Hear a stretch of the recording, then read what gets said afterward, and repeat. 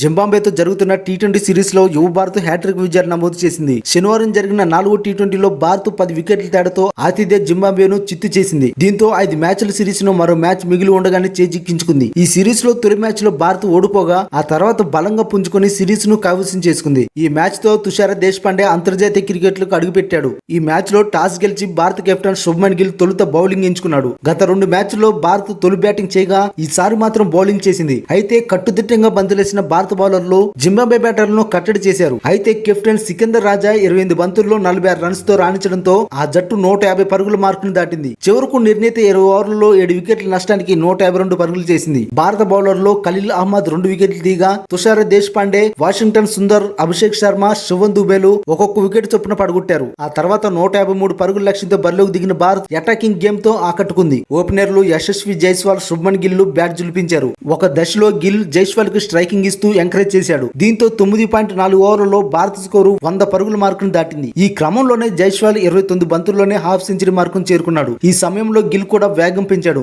35 బంతుల్లో 50 సాధించాడు. వేగంగా పరుగులు రాబట్టిన జైస్వాల్ సెంచరీ చేసేలా కనిపించాడు. కానీ లక్ష్యం తక్కువగా ఉండటంతో చేరుకోలేకపోయాడు. ఓపెనర్ల దాటికి భారత్ 15.2 ఓవర్లలోనే వికెట్ నష్టపోకుండా లక్ష్యాన్ని ఛేదించింది. యశస్వి జైస్వాల్ 93 పరుగులు, శుభ్మన్ గిల్ 58 పరుగులతో నాటడుగు నిలిచారు. ఈ ఫలితంతో భారత్ 4 మ్యాచ్లు ముగిసేసరికి 3-1తో సిరీస్ ను కైవసం చేసుకుంది. చివరిదైన 5వ టీ20 ఆదివారం జరగనుంది.